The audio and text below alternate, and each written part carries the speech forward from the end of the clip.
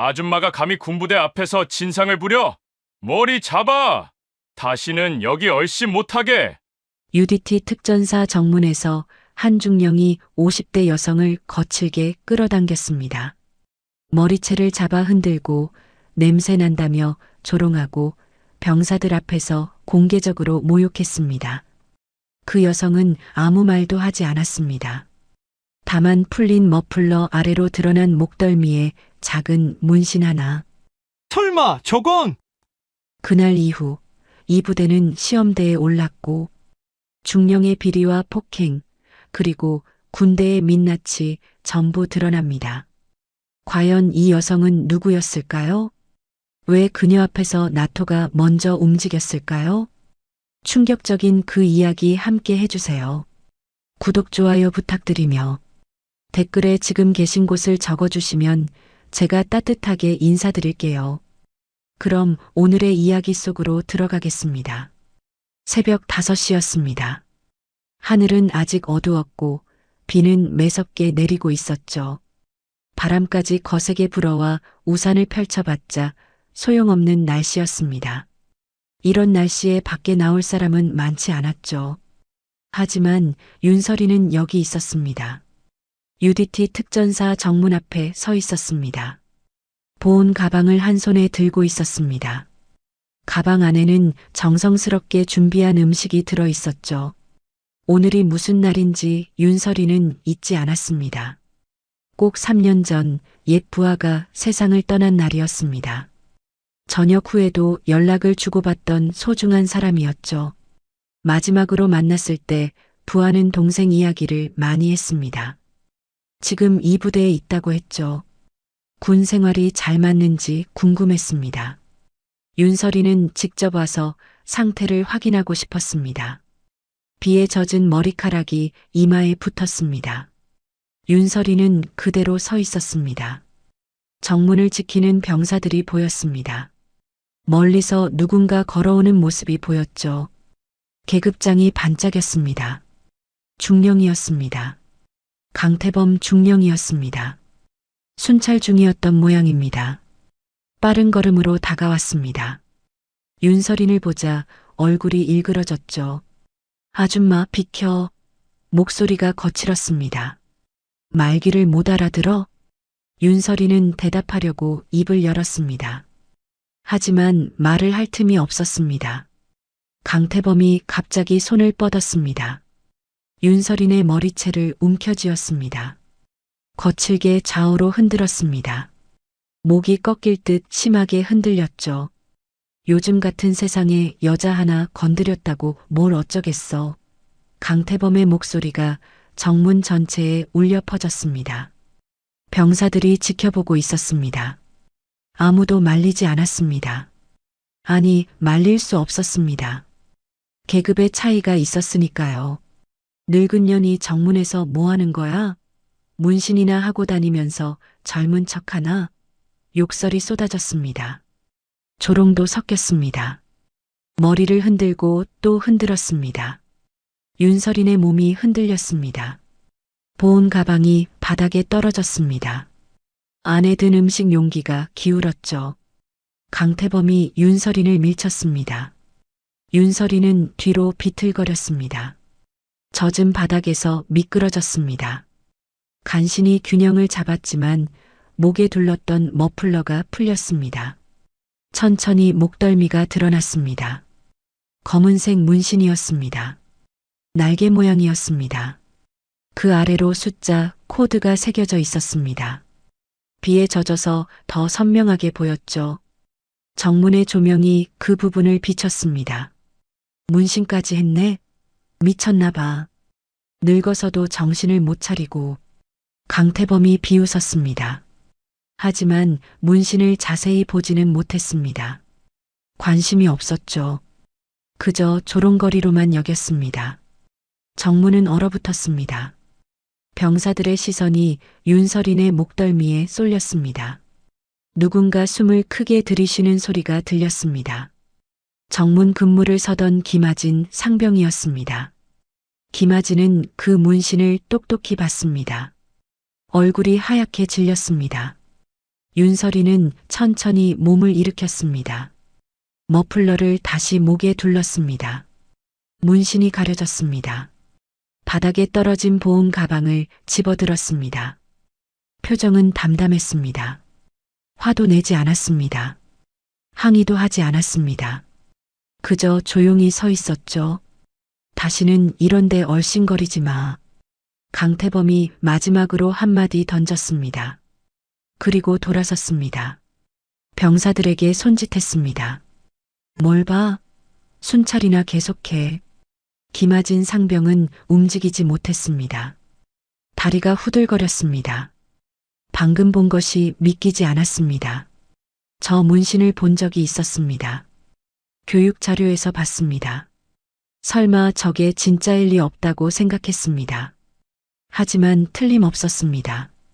검은 날개, 그 아래 숫자 코드, 특수부대에서 가장 높은 권한을 상징하는 표식이었습니다.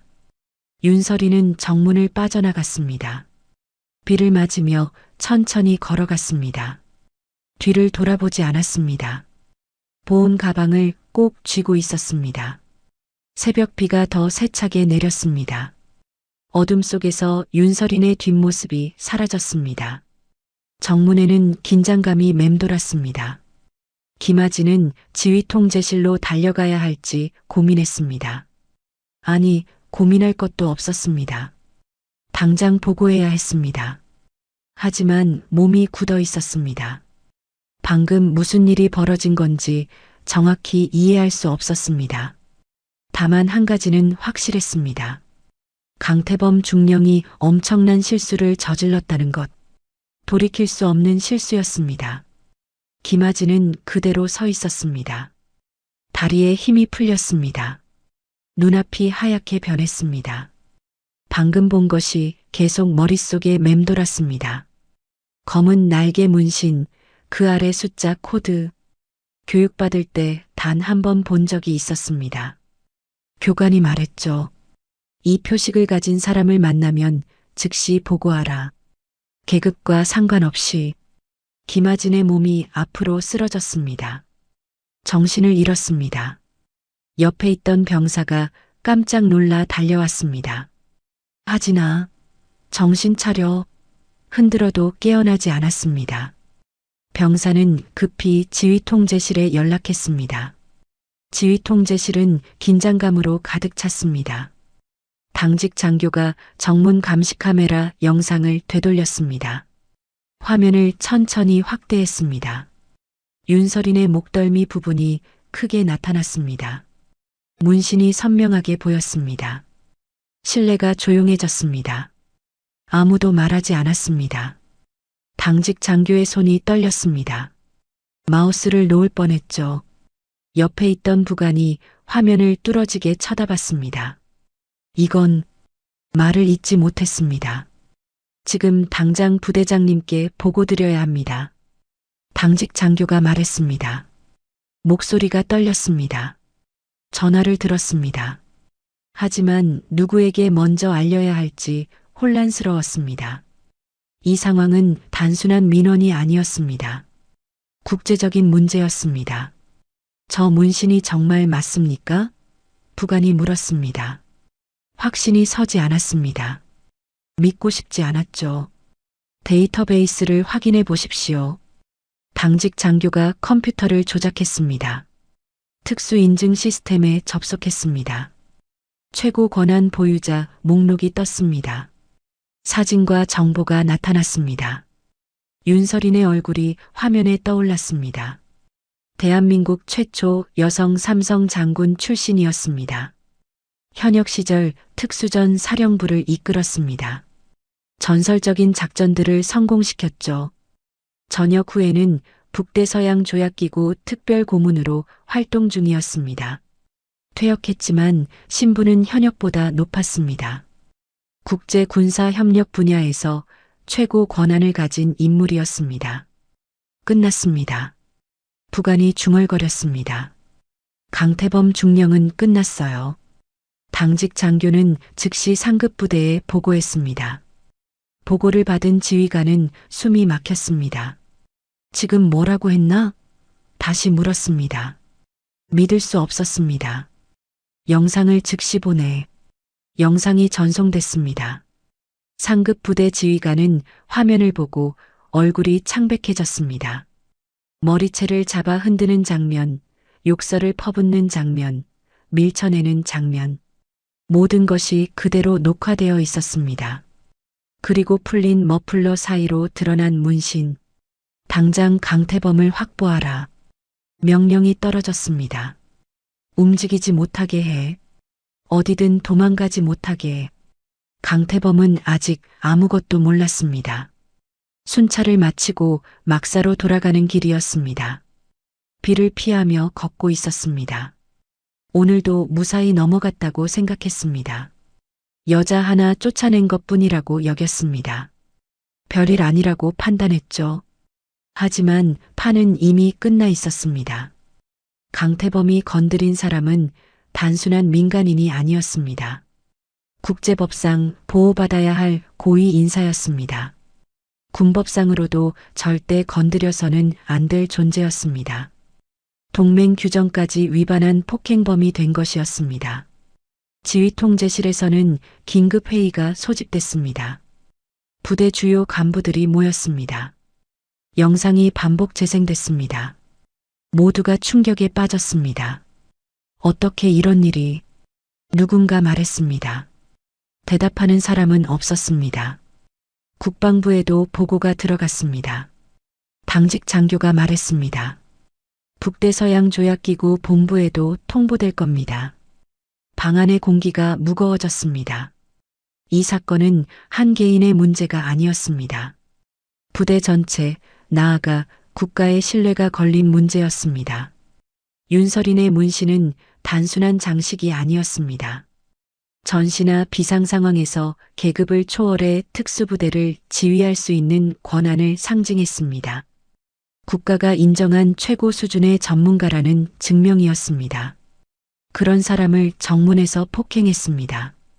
머리채를 잡아 흔들었습니다. 욕설을 퍼부었습니다. 강태범 중령의 위치를 확인하십시오. 부대장이 지시했습니다. 즉시 격리 조치합니다. 명령이 전파됐습니다. 병사들이 움직였습니다. 강태범을 찾아 나섰습니다. 김아진은 의무실에서 깨어났습니다. 군의관이 물었습니다. 괜찮은가? 김아진은 고개를 끄덕였습니다. 하지만 괜찮지 않았습니다.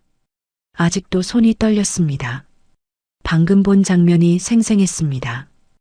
윤설인의 담담한 표정, 강태범의 거친 폭력, 그리고 드러난 문신. 상병, 자네가 본 것을 정확히 보고해야 하네. 군의관이 말했습니다. 김아진은 천천히 입을 열었습니다. 문신을 봤습니다. 검은 날개였습니다. 숫자 코드도 있었습니다. 목소리가 떨렸습니다. 교육 자료에서 본 그 표식이었습니다. 밖에서 발소리가 들렸습니다. 급한 발걸음이었습니다. 누군가 달려오고 있었습니다. 문이 열렸습니다. 당직 장교가 들어왔습니다. 상병, 정확히 기억하나? 문신의 모양을? 김아진은 고개를 끄덕였습니다. 잊을 수 없습니다. 핵심 반전은 여기서 끝났습니다. 윤설인의 정체가 드러났습니다. 강태범의 범죄가 확정됐습니다. 이제 남은 것은 결과뿐이었습니다. 새벽 6시가 지났습니다. 비는 여전히 내리고 있었습니다. UDT 특전사 부대는 긴장감에 휩싸였습니다. 모든 간부가 소집됐습니다. 긴급 상황이었습니다. 강태범 중령은 이미 격리됐습니다. 따로 분리된 공간에 있었죠. 부대장실에서 회의가 진행 중이었습니다. 부대장은 책상 앞에 서 있었습니다. 얼굴이 굳어 있었습니다. 상황을 정리하겠습니다. 목소리가 무겁게 가라앉았습니다. 우리 부대 중령이 북대서양 조약기구 특별고문을 폭행했습니다. 회의실이 조용해졌습니다. 누구도 말하지 않았습니다. 현실이 믿기지 않았습니다. 부대장이 계속 말했습니다. 국방부에서 조사팀이 내려옵니다. 북대서양조약기구 본부에도 통보됐습니다. 바로 그때였습니다. 정문에서 연락이 왔습니다. 윤설인 고문님이 다시 오셨습니다. 회의실이 술렁였습니다. 다시 온다는 것은 예상하지 못했습니다. 부대장이 즉시 일어났습니다. 내가 직접 나가겠습니다. 부대장과 주요 간부들이 정문으로 향했습니다. 서둘러 걸었습니다. 긴장감이 감돌았습니다. 정문에 도착하자 윤설인이 서 있었습니다. 비에 젖은 모습이었지만 자세는 흔들림이 없었습니다. 부대장이 경례를 올렸습니다. 고문님 송구합니다. 목소리가 떨렸습니다. 변명의 여지가 없습니다. 윤설이는 고개를 끄덕였습니다. 표정은 여전히 담담했습니다. 들어가서 이야기하시죠. 윤설인이 말했습니다. 부대장이 앞장섰습니다. 일행은 부대 안으로 들어갔습니다. 회의실로 향했습니다. 병사들이 지켜봤습니다. 모두 숨죽이고 있었습니다. 회의실 문이 닫혔습니다. 윤설이는 자리에 앉지 않았습니다. 서서 말했습니다. 먼저 말씀드리겠습니다. 목소리가 차분했습니다. 오늘 정문에서 일어난 일은 예상하지 못했습니다. 부대장이 고개를 숙였습니다. 죄송합니다. 윤설이는 손을 저었습니다. 사과를 듣고 싶어서 온 것이 아닙니다. 잠시 침묵이 흘렀습니다. 오늘은 폭행을 유도하는 시험이 아니었습니다. 간부들이 고개를 들었습니다. 무슨 말인지 이해하지 못했습니다. 윤설인이 계속 말했습니다. 제가 이곳에 온 진짜 목적은 따로 있었습니다. 윤설이는 가방에서 서류를 꺼냈습니다. 테이블 위에 놓았습니다. UDT 특전사 존속 최종 평가입니다. 서류 표지에 북대서양 조약기구와 국방부 로고가 나란히 찍혀 있었습니다. 이번 방문은 공동 검증 작업의 일환이었습니다. 부대장의 얼굴이 하얗게 질렸습니다. 옆에 있던 참모장도 마찬가지였습니다. 부대 전체가 시험 대상이었습니다. 윤설인의 말이 이어졌습니다. 정문 대응, 민원 처리, 위기 관리 능력, 모든 것을 평가하려고 했습니다. 정문에서 일어난 사건은 부대장이 말을 더듬었습니다. 윤설인이 고개를 끄덕였습니다. 결과였을 뿐입니다. 의도한 것이 아니었습니다. 하지만 이것이 이 부대의 실제 모습이라는 것을 보여줬습니다. 회의실이 무거운 침묵에 잠겼습니다. 아무도 변명하지 못했습니다. 변명할 여지가 없었습니다. 윤설이는 서류를 펼쳤습니다. 원래 계획은 이랬습니다. 민간인으로 가장해서 부대 정문에 갑니다. 부하의 3주기를 맞아 음식을 전달하려 한다고 말합니다. 정문 병사가 어떻게 대응하는지 봅니다. 정상적인 부대라면 절차를 안내했을 겁니다. 윤설인이 말했습니다. 민원 접수 방법을 알려줬겠죠. 담당자를 연결해줬을 겁니다. 최소한 예의는 지켰을 겁니다. 목소리가 조금 낮아졌습니다. 하지만 여기서는 그런 일이 일어나지 않았습니다. 참모장이 입을 열었습니다. 강태범 중령의 개인적인 일탈입니다. 윤설이는 고개를 저었습니다. 개인의 문제가 아닙니다. 정문에 있던 병사들은 아무도 말리지 않았습니다. 지켜만 봤습니다. 이것이 이 부대의 문화입니다. 순찰 중인 중령이 민간인을 폭행하는데 아무도 개입하지 않는다는 것은 무엇을 의미합니까? 윤설인의 질문에 아무도 대답하지 못했습니다. 일상적이라는 뜻입니다. 익숙하다는 뜻입니다. 처음 보는 일이 아니라는 뜻입니다. 부대장은 아무 말도 할 수 없었습니다. 윤설인의 말이 맞았습니다. 강태범의 행동은 갑작스러운 일탈이 아니었습니다. 오랜 시간 쌓여온 부대 문화의 결과였습니다. 아무도 문제 삼지 않았던 관행이었습니다. 평가 항목은 여러 가지였습니다. 윤설인이 서류를 넘겼습니다. 민원 대응, 비상상황 관리, 부대원 복지, 훈련 수준, 장비 관리. 항목들이 나열돼 있었습니다. 하지만 정문에서 첫 번째 평가가 끝났습니다. 결과는 명백합니다. 윤설인의 목소리가 단호했습니다. 이 부대는 현재 상태로 존속할 수 없습니다. 말이 떨어지자 회의실이 얼어붙었습니다. 존속할 수 없다는 말의 무게가 컸습니다. 해체하시겠다는 말씀입니까?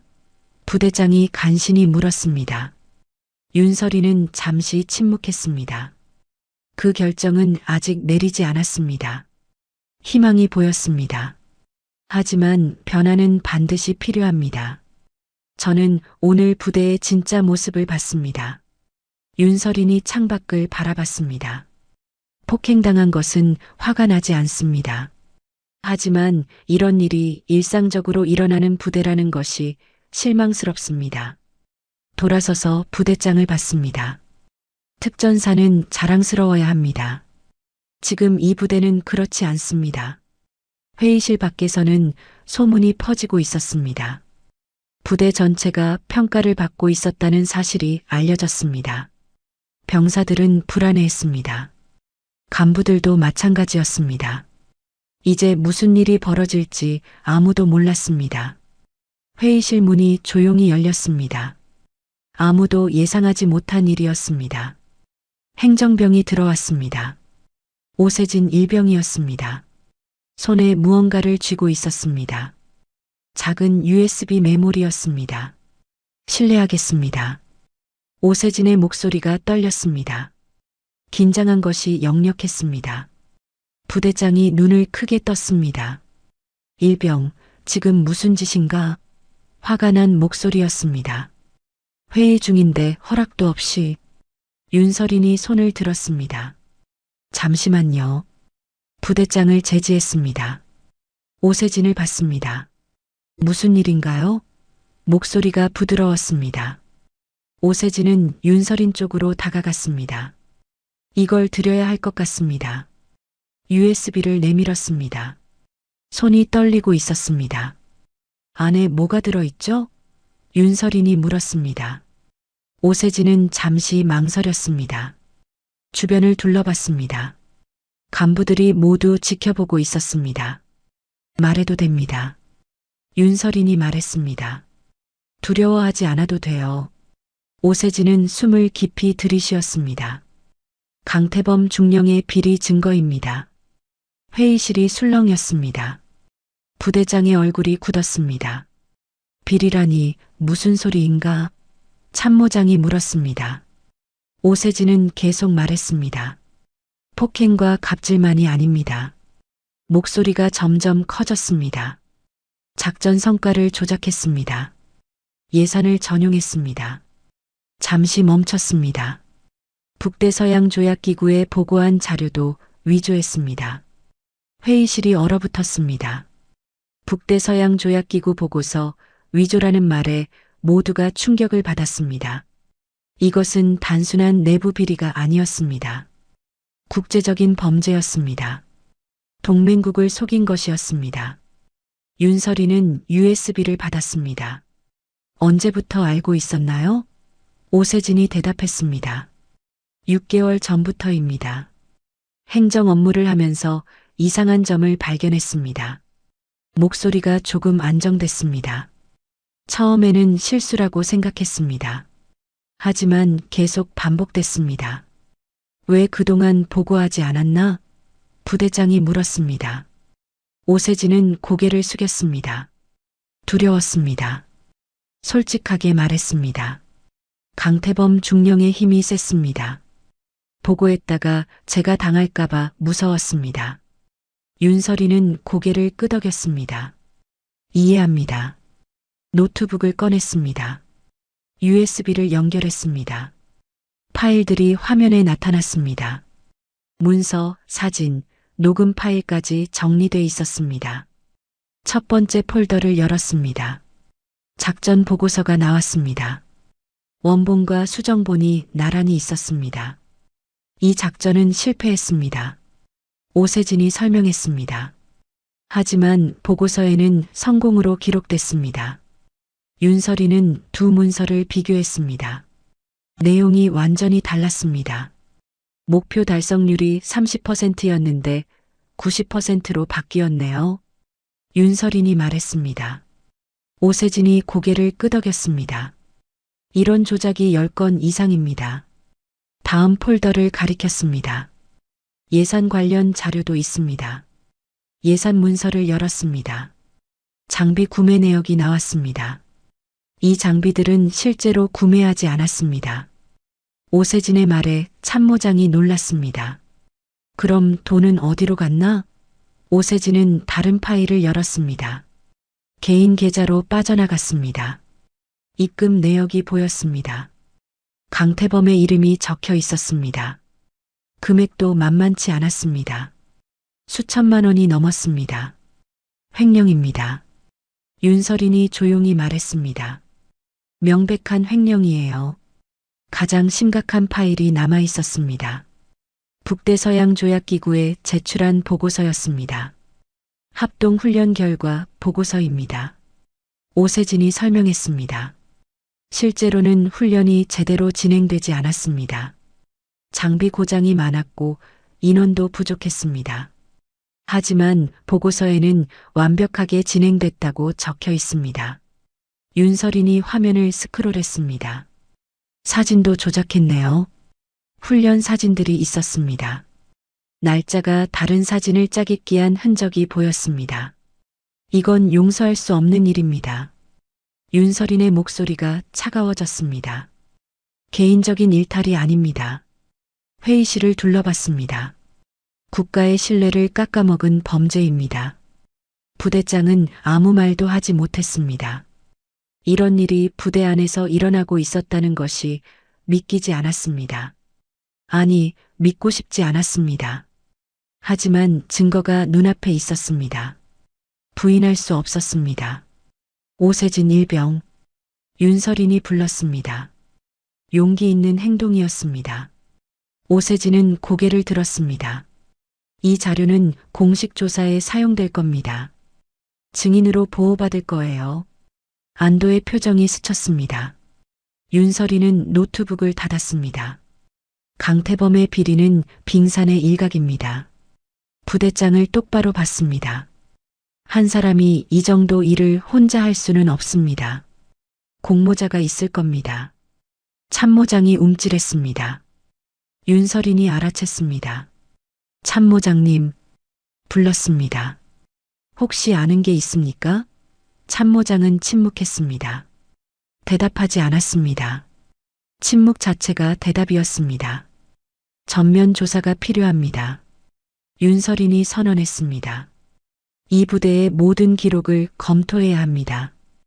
회계장부, 작전보고서, 인사기록, 전부요. 멈추지 않았습니다. 국방부 감찰팀이 들어올 겁니다. 북대서양조약기구에서도 조사관을 파견할 거예요. 부대장은 무너져 내렸습니다. 정신적으로 무너졌습니다. 부대가 이 지경이 된 것은 결국 지휘관의 책임이었습니다. 관리 소홀이었습니다. 아니, 방조였을지도 몰랐습니다. 이 부대는 썩어 있었습니다. 윤설인의 말이 회의실에 울렸습니다. 겉으로는 멀쩡해 보였지만 속은 망가져 있었어요. 창밖을 봤습니다. 비가 그쳤습니다. 이제 다시 세워야 합니다. 뿌리부터 바꿔야 합니다. 오세진은 조용히 회의실을 나갔습니다. 문이 닫혔습니다. 남은 사람들은 말이 없었습니다. 현실을 받아들이기 힘들었습니다. 하지만 받아들여야 했습니다. 이것이 진실이었으니까요. 정오가 지났습니다. 비는 완전히 그쳤습니다. 부대 전체에 집합 명령이 떨어졌습니다. 모든 병사와 간부가 운동장에 모였습니다. 긴급 집합이었습니다. 무슨 일인지 아는 사람은 없었습니다. 다만 분위기가 심상치 않다는 것은 모두 느꼈습니다. 윤설인이 운동장으로 나왔습니다. 부대장과 간부들이 뒤따랐습니다. 병사들은 차렷 자세로 섰습니다. 수백 명의 시선이 윤설인에게 쏠렸습니다. 누군가 속삭였습니다. 저분이 정문에서 말이 끊겼습니다. 정렬이 완료됐습니다. 부대장이 경례를 올렸습니다. 집합 완료했습니다. 윤설이는 고개를 끄덕였습니다. 천천히 대열 앞으로 걸어갔습니다. 군화 소리만 들렸습니다. 운동장은 조용했습니다. 여러분, 윤설인이 입을 열었습니다. 오늘 아침 정문에서 일이 있었습니다. 목소리가 운동장에 퍼졌습니다. 강태범 중령이 민간인을 폭행했습니다. 병사들이 술렁였습니다. 그 민간인이 바로 저였습니다. 숨소리조차 들리지 않았습니다. 저는 북대서양 조약기구 특별고문입니다. 윤설인이 계속 말했습니다. 오늘 이 부대를 평가하러 왔습니다. 멈췄습니다. 하지만 평가는 정문에서 끝났습니다. 대열 중간쯤에서 누군가 몸을 떨었습니다. 신병이었습니다. 강민재 이병이었습니다. 얼굴이 창백했습니다. 옆 전우가 걱정스럽게 쳐다봤습니다. 괜찮아? 속삭였습니다.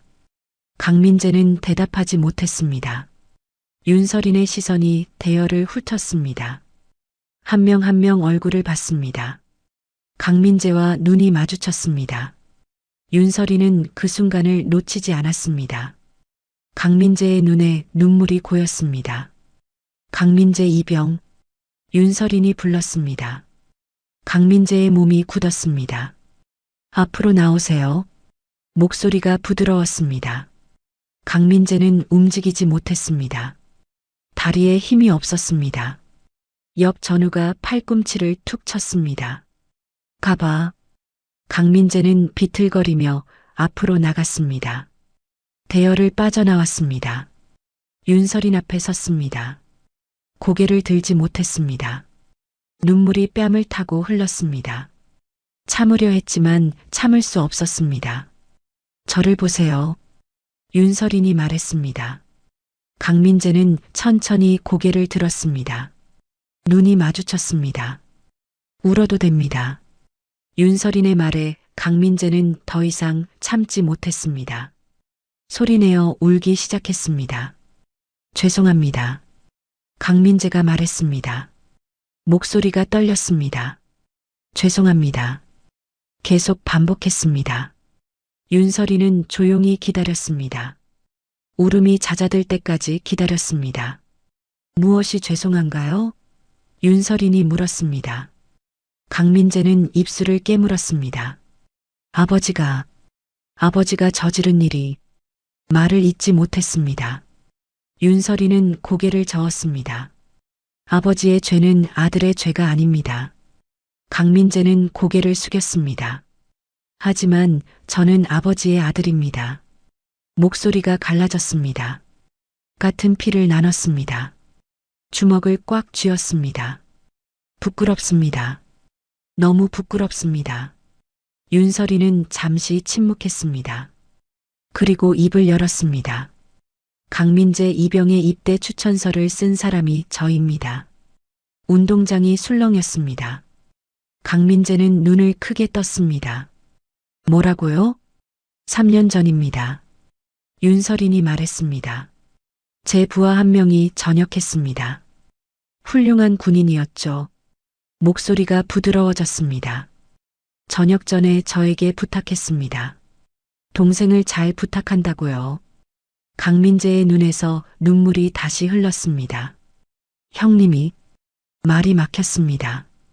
윤설이는 고개를 끄덕였습니다.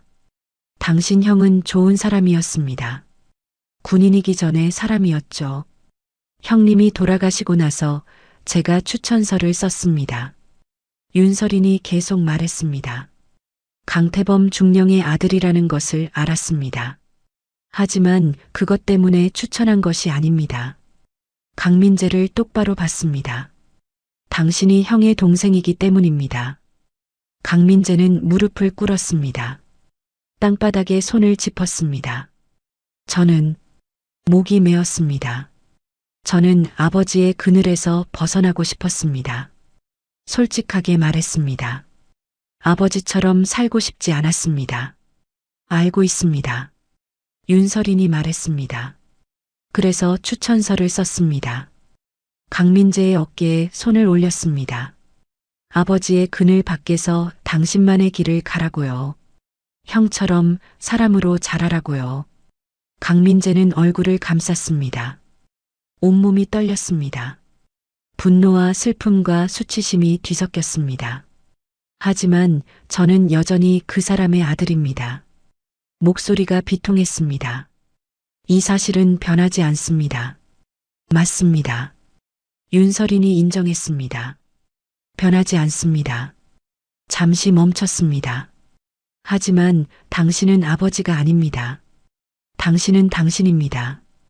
강민재를 일으켜 세웠습니다.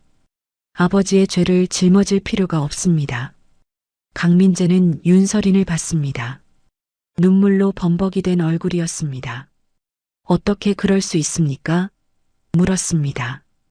어떻게 아버지의 죄에서 자유로울 수 있습니까? 당신이 다른 삶을 사는 겁니다. 윤설인이 대답했습니다. 아버지와 다른 사람이 되는 거예요. 목소리가 단호했습니다. 그것이 형이 원했던 일입니다. 그리고 제가 당신을 이 부대에 보낸 이유입니다. 운동장에 선 모든 사람이 이 장면을 지켜봤습니다. 아버지의 범죄와 아들의 눈물. 누군가는 안타까워했습니다. 누군가는 분노했습니다. 하지만 모두가 느꼈습니다. 이것이 진짜 현실이라는 것을. 강민재는 차렷 자세를 취했습니다. 감사합니다. 목소리가 가라앉았습니다. 형님을 기억해 주셔서 감사합니다. 윤설이는 고개를 끄덕였습니다. 형은 자랑스러워할 겁니다. 당신을. 강민재는 대열로 돌아갔습니다. 발걸음이 무겁지 않았습니다. 여전히 고통스러웠지만 조금은 가벼워졌습니다. 아버지의 죄가 자신의 죄가 아니라는 것을 알았습니다. 그래도 살아갈 수 있다는 것을 깨달았습니다. 윤설이는 다시 전체를 향해 섰습니다. 부자가 동시에 무너졌습니다. 조용히 말했습니다. 하지만 무너진 것은 아버지뿐입니다. 아들은 여전히 서 있습니다. 강민재를 봤습니다. 그리고 계속 설 겁니다. 오후 2시였습니다. 집합은 계속되고 있었습니다. 윤설인이 막 말을 마쳤을 때였습니다. 멀리서 소리가 들렸습니다. 둔탁하고 규칙적인 소리였습니다. 헬기 소리였습니다. 모두가 하늘을 올려다봤습니다. 헬기가 접근하고 있었습니다. 군용 헬기였습니다. 부대 상공을 선회했습니다. 착륙 지점을 찾고 있었습니다. 운동장 한쪽으로 내려왔습니다. 부대장이 당황했습니다. 헬기요? 윤설인을 봤습니다. 사전 통보가 없었는데요. 윤설이는 고개를 저었습니다. 제가 부른 것이 아닙니다. 담담하게 말했습니다. 헬기가 착륙했습니다. 프로펠러 바람이 거세게 불었습니다. 먼지가 일었습니다. 병사들이 눈을 가렸습니다. 헬기 문이 열렸습니다. 사람들이 내렸습니다. 군복을 입은 조사관들이었습니다. 자동 대응 프로토콜입니다. 윤설인이 설명했습니다. 특정 등급 이상의 인사가 폭행당하면 자동으로 조사팀이 파견됩니다. 부대장은 말문이 막혔습니다. 전화를 하지 않으셨다고요? 할 필요가 없었습니다. 윤설인이 말했습니다. 정문 감시 카메라가 제 문신을 인식했습니다. 시스템이 자동으로 본부에 통보했죠. 잠시 멈췄습니다. 저도 막을 수 없는 절차입니다. 조사관들이 다가왔습니다. 선임 조사관이 윤설인에게 경례했습니다. 고문님, 괜찮으십니까? 윤설이는 고개를 끄덕였습니다. 문제 없습니다. 조사관이 주변을 둘러봤습니다. 가해자는 어디 있습니까? 격리돼 있습니다.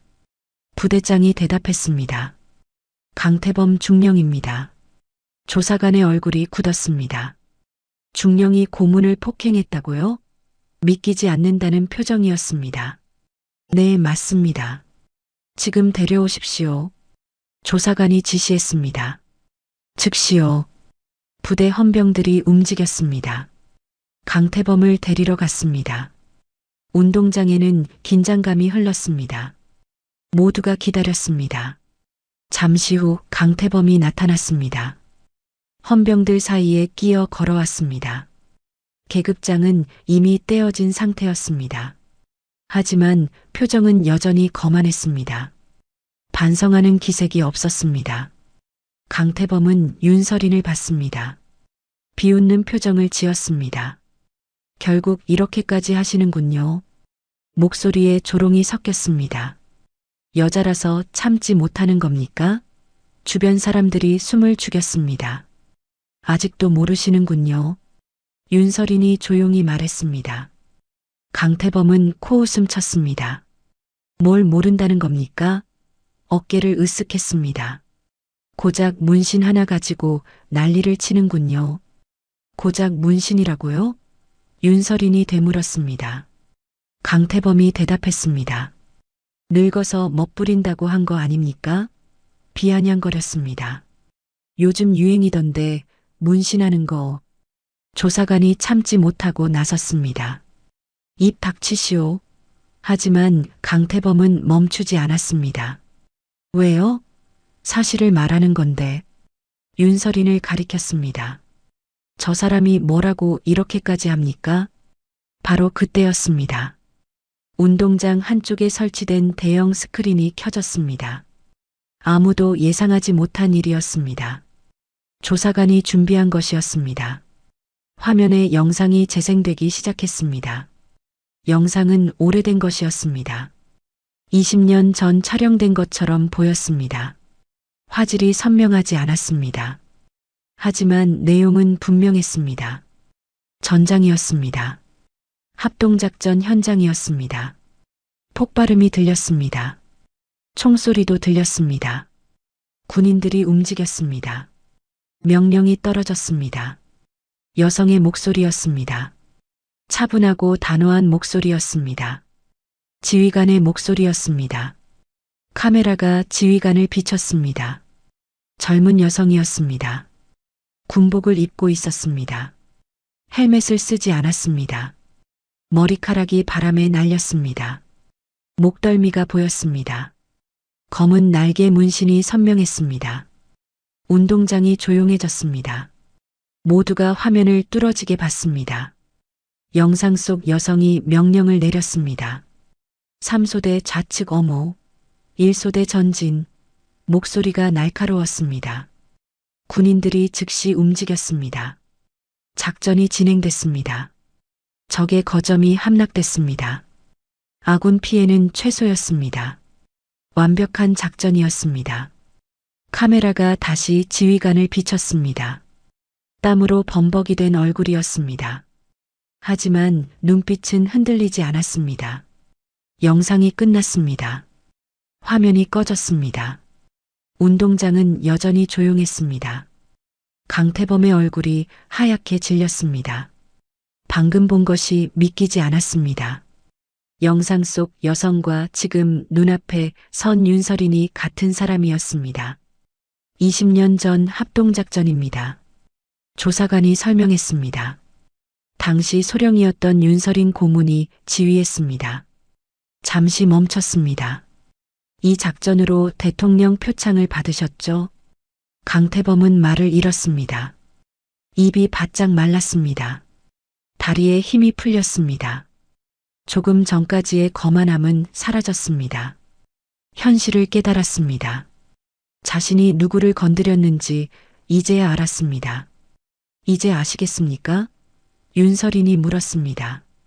제 문신이 무엇을 의미하는지. 강태범은 대답하지 못했습니다. 고개를 숙였습니다. 변명의 여지가 없었습니다. 말은 끝났습니다. 윤서린이 선언했습니다. 조사관에게 고개를 끄덕였습니다. 데려가십시오. 조사관들이 강태범에게 다가갔습니다. 수갑을 채웠습니다. 강태범은 저항하지 않았습니다. 저항할 힘도 없었습니다. 헌병들이 강태범을 끌고 갔습니다. 헬기 쪽으로 향했습니다. 강태범의 뒷모습이 점점 작아졌습니다. 운동장에 선 병사들이 지켜봤습니다. 아무도 동정하지 않았습니다. 자업자득이었습니다. 헬기가 다시 이륙했습니다. 프로펠러 소리가 점점 멀어졌습니다. 하늘 높이 올라갔습니다. 구름 속으로 사라졌습니다. 강태범도 함께 사라졌습니다. 다시는 이 부대로 돌아오지 못할 것이었습니다. 윤설이는 운동장에 남았습니다. 병사들을 바라봤습니다. 여러분, 다시 입을 열었습니다. 오늘 본 것을 잊지 마십시오. 목소리가 울렸습니다. 권력은 언제든 무너질 수 있습니다. 하지만 사람은 달라야 합니다. 오후 3시가 넘었습니다. 헬기가 떠난 후 운동장은 여전히 정적에 쌓여 있었습니다. 윤설이는 병사들을 바라봤습니다. 수백 쌍의 눈이 윤설이를 응시했습니다. 기다리고 있었습니다. 이제 무슨 일이 벌어질지 궁금했습니다. 윤설인이 입을 열었습니다.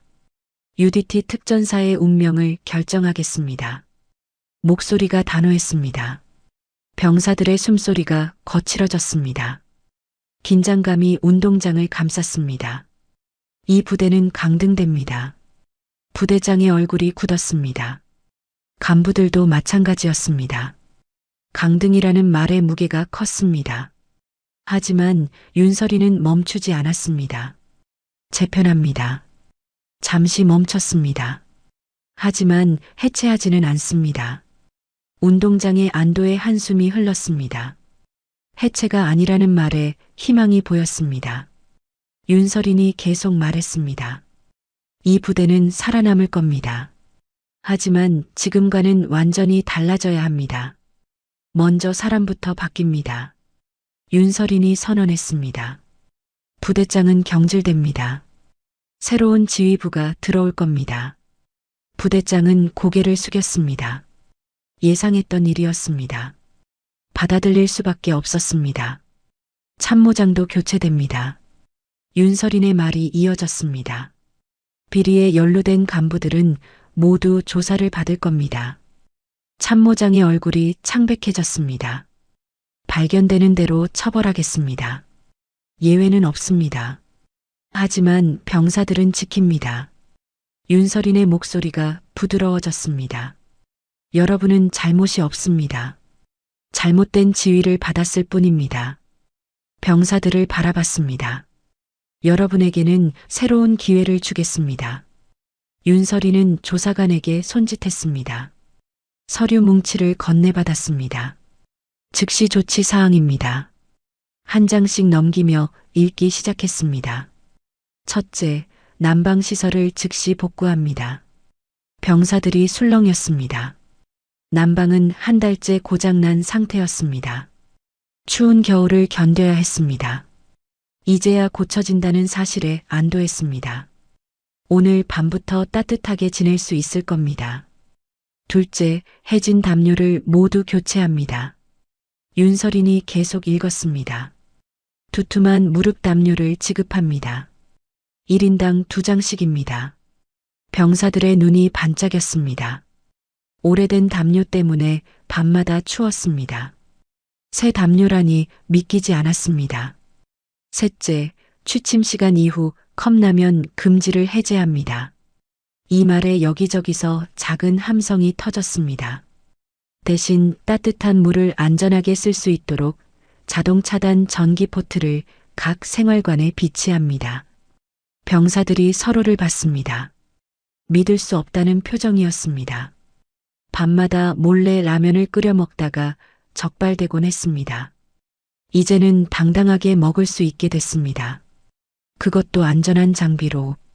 넷째, 혹한 순찰을 위한 방한 장갑을 지급합니다. 윤설인이 말했습니다. 압박 기능이 있는 특수 장갑입니다. 손가락 감각을 잃지 않으면서도 따뜻하게 보호할 수 있습니다. 정문 근무를 서는 병사들이 특히 반가워했습니다. 다섯째, 식사지를 개선합니다. 윤설인의 목소리가 계속됐습니다. 급식비를 인상합니다. 영양사를 새로 배치합니다. 병사들이 제대로 된 식사를 할 수 있도록 하겠습니다. 서류를 덮었습니다. 이 모든 조치는 오늘부터 시작됩니다. 윤설인이 강조했습니다. 내일부터가 아닙니다. 오늘부터입니다. 병사들의 얼굴에 희망이 피어올랐습니다. 군인은 강해야 합니다. 윤설인이 말했습니다. 하지만 먼저 사람이어야 합니다. 운동장을 천천히 걸으며 말을 이었습니다. 추위에 떨고 배고픔을 참으면서 어떻게 제대로 된 훈련을 하겠습니까? 부대가 병사를 돌보지 않으면 병사도 부대를 지킬 수 없습니다. 윤설인의 말이 울렸습니다. 여러분은 이 나라를 지키는 사람들입니다. 그런 사람들이 기본적인 것조차 보장받지 못한다는 것은 수치입니다. 부대장은 아무 말도 하지 못했습니다. 부끄러웠습니다. 병사들의 처우를 개선할 생각을 하지 못했습니다. 예산이 부족하다는 핑계만 댔습니다. 실상은 관심이 없었습니다. 강태범은 계급이 박탈됐습니다. 윤설인이 발표했습니다. 현행범으로 구속됐습니다. 군사재판에 회부될 겁니다. 잠시 숨을 고르고 말을 이었습니다. 북대서양조약기구에서도 별도 조사를 진행합니다. 국제법 위반으로 민사고소도 제기될 겁니다. 윤설인의 목소리가 차가워졌습니다. 형사, 군사, 민사 세 가지 재판을 동시에 받게 됩니다. 강태범의 미래는 끝났습니다. 완전히 무너졌습니다. 비리에 연루된 다른 간부들도 조사받을 겁니다. 윤설인이 경고했습니다. 숨길 수 없습니다. 모두 드러날 겁니다. 참모장과 몇몇 간부들이 고개를 떨궜습니다. 피할 수 없었습니다. 하지만 이것으로 끝이 아닙니다. 윤설인이 말했습니다. 처벌만이 답이 아닙니다. 진짜 중요한 것은 앞으로입니다. 병사들을 바라봤습니다. 이 부대가 다시 자랑스러워져야 합니다. 새로운 지휘부가 올 겁니다. 윤설인이 약속했습니다. 제대로 된 지휘관이 올 겁니다. 병사를 사람으로 대할 줄 아는 지휘관입니다. 희망적인 말이었습니다. 여러분은 그들과 함께 이 부대를 다시 세울 겁니다. 훈련도 바뀝니다. 윤설인이 설명했습니다. 무의미한 얼차려는 사라질 겁니다. 진짜 실력을 키우는 훈련을 하게 될 겁니다. 병사들의 눈빛이 달라졌습니다. 특전사답게 만들겠습니다. 조사관들이 트럭을 끌고 왔습니다. 물품들이 실려 있었습니다. 담요 상자들이 보였습니다. 전기 포트박스도 보였습니다. 장갑들도 쌓여 있었습니다. 윤설인이 미리 준비한 것이었습니다. 오늘 밤부터 사용하십시오. 윤설인이 말했습니다. 내일 아침이면 난방도 복구될 겁니다. 병사들이 물품을 받기 시작했습니다. 손에 쥔 새 담요가 따뜻했습니다. 전기 포트가 묵직했습니다. 장갑이 부드러웠습니다. 윤설이는 조용히 물러났습니다. 더 이상 할 말이 없었습니다. 이제 실행만 남았습니다. 부대가 변할 시간이었습니다. 병사들이 새로운 희망을 품을 시간이었습니다. 밤이 깊어갔습니다. 생활관에 불이 하나둘 켜졌습니다. 병사들이 돌아왔습니다. 오늘 하루가 길었습니다. 많은 일이 있었습니다. 믿기지 않는 일들이었습니다. 생활관 문을 열자 따뜻한 공기가 느껴졌습니다. 난방이 복구됐습니다. 약속대로 오늘 밤부터 작동했습니다. 한 달 만에 느끼는 온기였습니다. 병사들은 안도했습니다. 침상마다 새 무릎 담요가 놓여 있었습니다. 2장씩이었습니다. 포장이 뜯어지지 않은 새 제품이었습니다. 한 병사가 조심스럽게 포장을 열었습니다. 부드러운 촉감이었습니다. 진짜네. 중얼거렸습니다. 구석에는 전기 포트가 놓여 있었습니다. 자동 차단 기능이 있는 제품이었습니다. 사용 설명서도 붙어 있었습니다. 병사 한 명이 물을 채웠습니다. 스위치를 올렸습니다. 금방 물이 끓기 시작했습니다. 라면 끓여도 되는 거 맞지? 누군가 물었습니다. 고모님이 허락하셨잖아. 다른 병사가 대답했습니다. 이제 눈치 안 봐도 돼. 안도의 웃음이 퍼졌습니다. 오랜만에 마음 편한 웃음이었습니다. 강민재는 침상에 앉아 있었습니다. 멍하니 창밖을 바라봤습니다. 오늘 일이 계속 머릿속을 맴돌았습니다. 아버지의 몰락, 윤설인의 말, 형의 기억. 복잡했습니다. 하지만 무겁지만은 않았습니다. 옆 침상에 전우가 다가왔습니다. 민재야. 조용히 불렀습니다. 강민재가 고개를 돌렸습니다. 괜찮아? 전우가 물었습니다. 강민재는 잠시 생각했습니다. 그리고 고개를 끄덕였습니다. 괜찮을 것 같아. 힘들면 언제든 말해. 전우가 어깨를 두드렸습니다. 혼자 견디지 마. 강민재는 감사하다는 표정을 지었습니다. 말은 하지 않았습니다. 하지만 마음이 전해졌습니다. 전우는 자리로 돌아갔습니다. 한 병사가 방한 장갑을 꺼냈습니다. 새로 지급받은 장갑이었습니다. 손에 끼워봤습니다. 딱 맞았습니다. 따뜻했습니다. 내일 정문 근무인데 잘됐다. 혼잣말을 했습니다. 장갑을 벗어 침상 위에 조심스럽게 올려놓았습니다. 전기포트에서 물이 끓었습니다. 자동으로 스위치가 내려갔습니다. 끓는 소리가 멈췄습니다. 안전장치가 작동한 것이었습니다. 오, 신기하다. 병사가 감탄했습니다. 이제 화재 걱정 없겠네. 한 명씩 담요를 덮기 시작했습니다. 두툼한 담요가 몸을 감쌌습니다. 따뜻했습니다. 포근했습니다. 오랜만에 느끼는 안락함이었습니다. 이게 얼마만이야? 누군가 말했습니다. 다들 공감했습니다. 불이 하나씩 꺼졌습니다. 생활관이 어두워졌습니다. 숨소리만 들렸습니다. 규칙적인 숨소리였습니다. 병사들이 잠들기 시작했습니다. 편안한 잠이었습니다. 오랜만에 제대로 자는 밤이었습니다. 강민재는 천장을 바라봤습니다. 잠이 오지 않았습니다. 형 생각이 났습니다. 3년 전 일이었습니다. 형이 마지막으로 한 말이 기억났습니다. 민재야, 아빠처럼 살지 마. 그때는 무슨 뜻인지 몰랐습니다. 이제 알았습니다. 윤설인의 말도 떠올랐습니다. 아버지의 죄는 아들의 죄가 아닙니다. 그 말이 위로가 됐습니다. 형이 자랑스러워할 거라는 말도 힘이 됐습니다. 강민재는 조용히 결심했습니다. 다른 삶을 살겠다고, 형처럼 살겠다고. 부대 밖에서는 윤설인이 차에 올랐습니다. 정문을 지나갔습니다. 아침에 폭행당한 그 자리였습니다. 하지만 뒤돌아보지 않았습니다. 할 일을 다 했습니다. 이제 부대가 스스로 변할 차례였습니다. 기사가 물었습니다. 괜찮으십니까? 윤설이는 고개를 끄덕였습니다. 괜찮습니다. 목소리가 잔잔했습니다. 오늘은 좋은 날이었어요. 기사는 이해하지 못했습니다.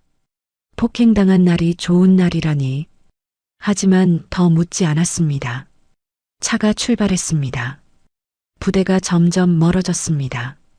윤설이는 창밖을 바라봤습니다. 별이 보였습니다. 구름이 걷히고 있었습니다. 내일은 날씨가 좋을 것 같았습니다. 새로운 시작에 어울리는 날씨였습니다. 군인은 강해야 합니다. 윤설인이 중얼거렸습니다. 하지만 먼저 사람이어야 합니다. 기사가 룸미러로 윤설인을 봤습니다. 무슨 말인지 정확히 알 수는 없었습니다. 하지만 중요한 말이라는 것은 느꼈습니다. 며칠이 지났습니다. 부대에는 새로운 지휘관이 부임했습니다. 젊고 열정적인 사람이었습니다. 병사들을 존중할 줄 아는 지휘관이었습니다. 첫 훈련부터 달랐습니다. 무의미한 것은 없었습니다. 실력을 키우는 훈련뿐이었습니다. 식사도 달라졌습니다. 메뉴가 다양해졌습니다. 양도 충분했습니다. 병사들의 표정이 밝아졌습니다. 불만이 줄어들었습니다. 부대 분위기가 바뀌었습니다. 제대로 된 특전사가 되어가고 있었습니다. 정문도 달라졌습니다. 민원인이 오면 정중하게 안내했습니다. 절차를 설명했습니다. 담당자를 연결해줬습니다. 기본적인 예의를 지켰습니다. 당연한 일이었지만 이전에는 없던 일이었습니다. 그날 이후 이 부대 정문에서는 누구도 함부로 머리채를 잡지 못했습니다. 그런 일이 다시는 일어나지 않았습니다. 강태범의 사건은 전설이 됐습니다. 경고의 전설이었습니다. 누구도 반복하고 싶지 않은 전설이었습니다. 윤설이는 다시 오지 않았습니다. 올 필요가 없었습니다. 부대는 스스로 변했습니다. 병사들은 자랑스러워졌습니다. 특전사다운 모습을 되찾았습니다. 그것으로 충분했습니다. 강민재는 훈련에 집중했습니다. 누구보다 열심히 했습니다. 아버지의 이름이 아닌 자신의 이름으로 평가받고 싶었습니다. 전우들도 그를 인정하기 시작했습니다. 강태범의 아들이 아닌 강민재로 봐줬습니다. 어느 날 밤이었습니다. 강민재는 담요를 덮고 누웠습니다. 따뜻했습니다. 편안했습니다. 형 생각이 났습니다. 웃으며 말했습니다. 형, 나 잘하고 있지? 대답은 없었습니다.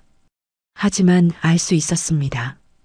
형이 미소 짓고 있다는 것을. 전설은 물러났습니다. 윤설이는 떠났습니다. 강태범은 사라졌습니다. 하지만 변화는 남았습니다. 따뜻한 생활관, 편안한 잠자리, 정중한 대우, 제대로 된 훈련. 이것들이 남았습니다. 그리고 무엇보다 중요한 한 가지가 남았습니다. 군인이기 전에 사람이라는 것. 강해야 하지만 먼저 인간적이어야 한다는 것. 이 교훈이 부대에 새겨졌습니다. 앞으로도 오래 기억될 교훈이었습니다. UDT 특전사는 계속됐습니다. 더 나은 모습으로 계속됐습니다. 달빛 인생사연은 감동 오디오북으로 인생사연과 공감 이야기를 전해드립니다. 구독과 좋아요로 더 많은 인생사연과 공감 이야기를 만나보세요. 지금 듣고 계신 장소를 댓글로 남겨주시면 제가 반갑게 인사드리겠습니다. 오늘도 함께 해주셔서 감사합니다. 통역관은 어디 있습니까? 사라졌습니다. 연락도 안 됩니다. 그럼 지금 이 회의 누가 통역합니까? 전남진도 앞바다, 지도에도 이름이 흐릿한 도서 합동훈련 기지 작전회의실, 통역이 사라진 국제연합훈련 회의는 외교 파국 직전까지 몰려 있었습니다. 그때 회의실 맨 끝에 앉아있던 말 없는 여군이 조심스럽게 손을 들었습니다. 제가 통역해 보겠습니다. 저분은 화가 난 게 아닙니다. 30년 전 한국군에게 진 빚을 말하고 계십니다. 순간 투스타 장성부터 영관급 참모들까지 모두 말을 잃었습니다. 아무도 알아듣지 못한 말을 이 여군만 정확히 이해했기 때문입니다. 하지만 그때는 아무도 몰랐습니다. 이 말 없는 여군이 30년 전 중동 전쟁에서 기록조차 지워진 전설의 통역병의 딸이라는 사실을요. 이 통역 한 문장이 수천억 원짜리 연합훈련과 부대의 운명, 그리고 30년간 숨겨진 거짓을 모두 끌어올리게 될 줄은 그 누구도 상상하지 못했습니다. 과연 이 여군은 왜 그 순간에만 입을 열었을까요? 그리고 그 언어는 어째서 한 아버지의 이름으로 이어지게 된 걸까요? 충격적인 그 이야기 함께 해주세요. 구독, 좋아요 부탁드리며 댓글에 지금 계신 곳을 적어주시면 제가 따뜻하게 인사드릴게요. 그럼 오늘의 이야기 속으로 들어가겠습니다. 전라남도 진도 앞바다에는 지도에도 제대로 표시되지 않는 작은 섬이 하나 있습니다. 민간인 출입이 금지된 비공개 도서이자 한미연합훈련이 열리는 군사기지죠. 섬 전체가 철조망으로 둘러싸여 있고 헬기나 상륙정이 아니면 들어갈 방법이 없는 곳입니다.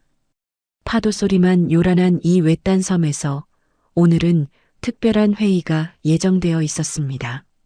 한미연합훈련에 중동 국가들이 참관단 자격으로 참여하기로 한 것입니다. 단순한 참관이 아니라 향후 삼각협력 체제를 구축하기 위한 중요한 협의였죠. 양측 장성들이 직접 참석했고 통역과 행정지원 인력까지 포함하면 회의실은 꽤 붐볐습니다. 회의 시작 전부터 긴장감이 흘렀습니다. 한쪽에서는 서류를 정리하는 소리가, 다른 쪽에서는 낮은 목소리로 최종 점검하는 대화가 오갔죠. 회의가 시작된 지 10분쯤 지났을까요? 한국 측 임태규 소장이 협력 방안에 대한 개괄적인 설명을 마치고 중동 측 대표단이 질문을 준비하던 순간이었습니다. 통역을 담당하던 박도연이 갑자기 자리에서 일어났습니다. 얼굴이 창백했고 손이 미세하게 떨리고 있었죠.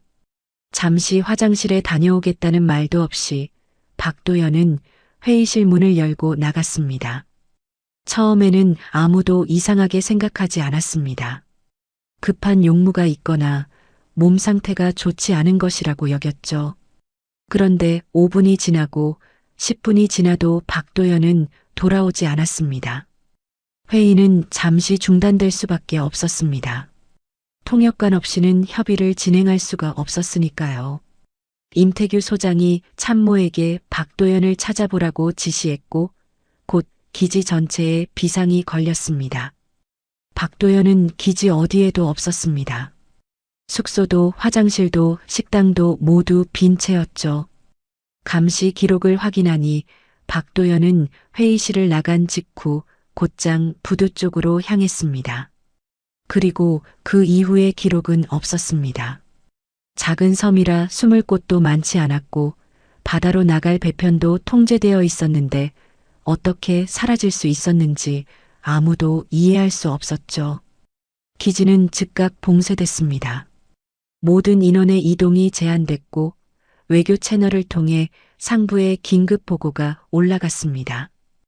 회의실로 돌아온 임태규 소장은 중동 대표단에게 정중히 사과했습니다.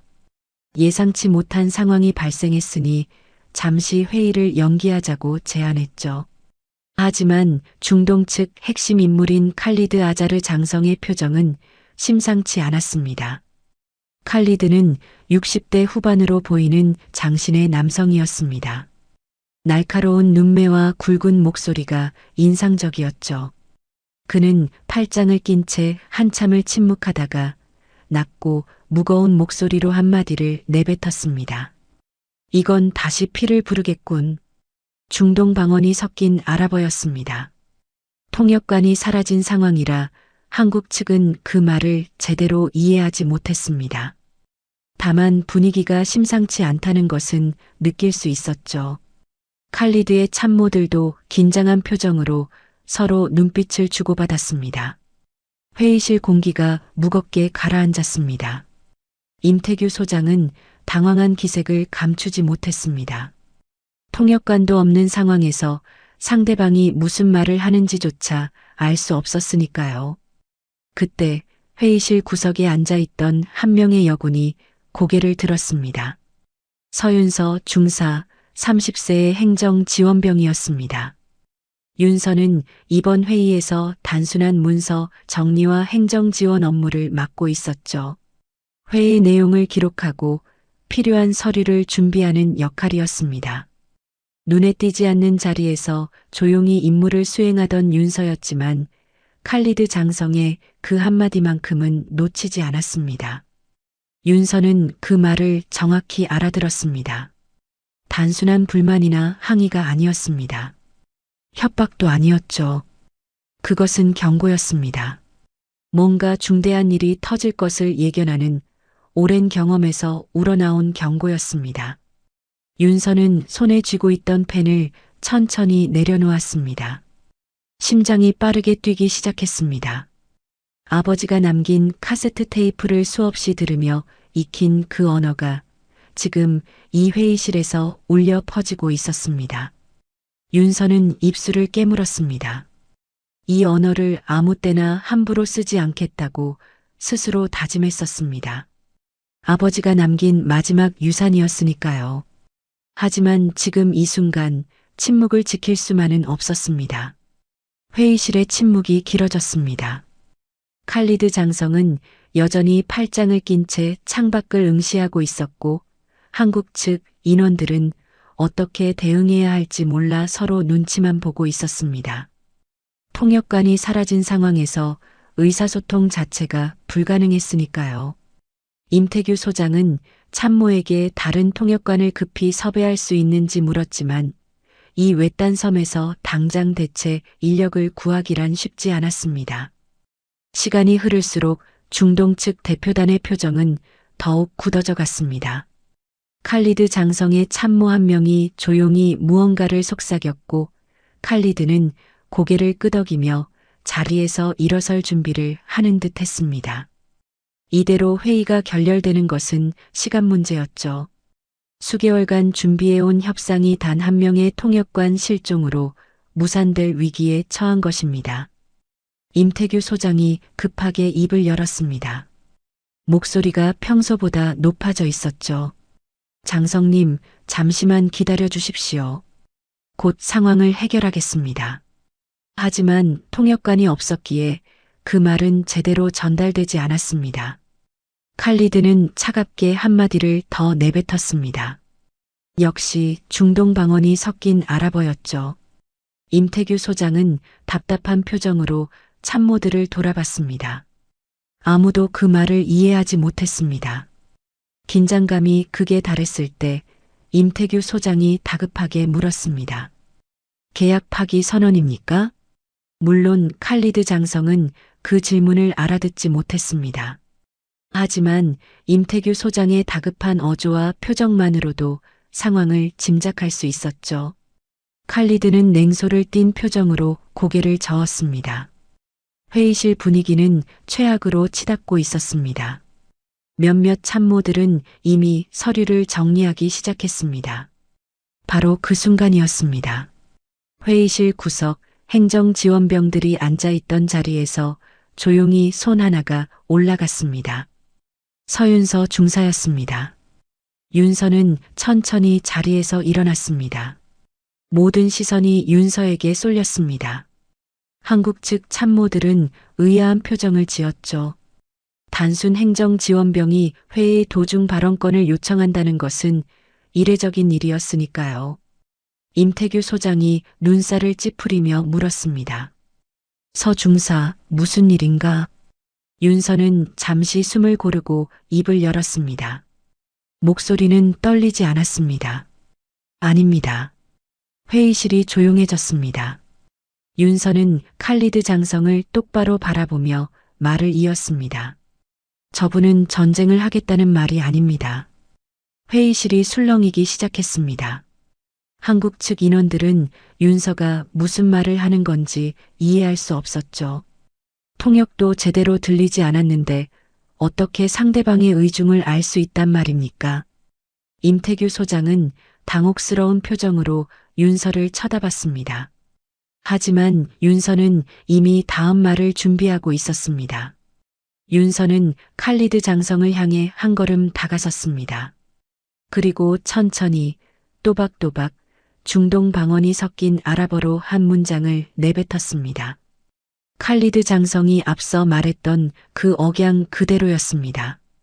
발음도 강세도 호흡까지 완벽하게 재현된 문장이었죠. 윤서는 수없이 들었던 아버지의 목소리를 떠올리며 말했습니다. 카세트 테이프 속에서 반복되던 그 억양을, 그 온도를 그대로 실어보냈습니다. 회의실이 순간 얼어붙었습니다. 칼리드 장성의 눈이 크게 떠졌습니다. 믿을 수 없다는 표정이었죠. 칼리드는 천천히 자리에서 일어났습니다. 윤서를 뚫어져라 쳐다보며 한 걸음, 두 걸음 다가왔습니다. 참모들도 긴장한 표정으로 상황을 지켜봤습니다. 한국 측 인원들은 무슨 일이 벌어지고 있는지 전혀 파악하지 못한 채 숨죽이고 있었습니다. 칼리드 장성이 떨리는 목소리로 말했습니다. 그 목소리, 잠시 침묵이 흘렀습니다. 칼리드는 윤서의 얼굴을 자세히 들여다봤습니다. 눈가에 희미하게 눈물이 맺혔습니다. 60평생을 전장에서 보낸 노병의 눈에 감정이 번졌습니다. 30년 전 나를 살린 그 사람과 같다. 칼리드의 목소리는 더 이상 차갑지 않았습니다. 그 안에는 그리움과 경외, 그리고 오랜 빚을 갚지 못한 자의 죄책감이 섞여 있었습니다. 회의실 분위기가 완전히 바뀌었습니다. 방금 전까지 결렬 직전이었던 협상장이 이제는 30년 전 기억으로 연결된 두 사람의 만남이 되어버렸습니다. 윤서는 조용히 고개를 숙였습니다. 심장이 터질 듯 뛰고 있었지만 표정만큼은 평온하게 유지했습니다. 아버지가 남긴 언어를 처음으로 세상 밖으로 꺼낸 순간이었습니다. 칼리드 장성은 한참 동안 윤서를 바라봤습니다. 회의실은 여전히 정적에 휩싸여 있었죠. 한국 측 인원들은 상황을 정확히 파악하지 못한 채 긴장한 표정으로 지켜보고 있었습니다. 칼리드는 천천히 자리로 돌아가 앉았습니다. 그리고 참모에게 무언가를 지시했습니다. 참모는 고개를 끄덕이고 가방에서 낡은 수첩 하나를 꺼냈습니다. 칼리드는 그 수첩을 펼쳤습니다. 오래된 종이가 바스락거리는 소리가 회의실에 울렸습니다. 수첩 안에는 빽빽하게 아랍어가 적혀 있었고 중간중간 사진들이 끼워져 있었습니다. 칼리드는 특정 페이지를 펼쳐 한참을 들여다봤습니다. 그리고 천천히 고개를 들어 다시 윤서를 바라봤습니다. 당신은 누구입니까? 칼리드의 질문이었습니다. 윤서는 침착하게 대답했습니다. 역시 중동 방언이 섞인 아랍어로 말이죠. 저는 서윤서 중사입니다. 대한민국 육군 행정 지원병입니다. 칼리드는 고개를 저었습니다. 그게 아닙니다. 당신의 목소리, 그 억양은 30년 전 내가 들었던 것과 똑같습니다. 어떻게 그럴 수 있습니까? 윤서는 잠시 망설였습니다. 하지만 이미 말을 꺼낸 이상 돌아갈 수는 없었습니다. 윤서는 조용히 대답했습니다. 제 아버지께서 남기신 기록을 들으며 배웠습니다. 칼리드의 눈빛이 변했습니다. 이해와 슬픔이 동시에 번졌습니다. 칼리드는 천천히 고개를 끄덕이며 다시 수첩을 들여다봤습니다. 그리고 한참 후 무거운 목소리로 말했습니다. 그렇다면 당신은 그분의 딸이군요. 회의실이 다시 술렁였습니다. 한국 측 인원들은 여전히 대화 내용을 이해하지 못했지만 분위기만큼은 느낄 수 있었습니다. 뭔가 중요한 이야기가 오가고 있다는 것을 말이죠. 임태규 소장은 참모에게 조용히 물었습니다. 지금 무슨 대화를 하고 있는 건가? 하지만 아무도 정확히 대답할 수 없었습니다. 통역관이 사라진 상황에서 윤서만이 유일한 가교였으니까요. 칼리드는 수첩을 덮고 윤서를 똑바로 바라보며 말했습니다. 나는 오늘 여기 협약을 맺으러 온 것이 아닙니다. 칼리드의 목소리는 단호했습니다. 참모들도 긴장한 표정이었죠. 칼리드는 말을 이었습니다. 나는 30년 전 나를 살려준 한국군 통역병의 이름을 찾으러 왔습니다. 그분은 아이들을 먼저 보내고 혼자 남았습니다. 총알이 빗발치는 그 거리에서 민간인들이 안전하게 대피할 때까지 혼자 남아 길을 막았습니다. 칼리드의 목소리가 떨렸습니다. 60평생 전장에서 보낸 노병의 목소리에 감정이 실렸습니다. 나는 그분의 이름을 알지 못합니다. 혼란 속에서 제대로 물어보지도 못했습니다. 하지만 그 목소리만큼은 평생 잊을 수 없었습니다. 그 억양과 그 온기를 말입니다. 윤서는 눈시울이 뜨거워지는 것을 느꼈습니다. 하지만 참았습니다. 지금은 무너질 때가 아니었습니다. 칼리드는 계속 말했습니다. 그 이름이 확인되지 않으면 훈련도 협약도 없습니다. 나는 그분에게 빚을 졌습니다.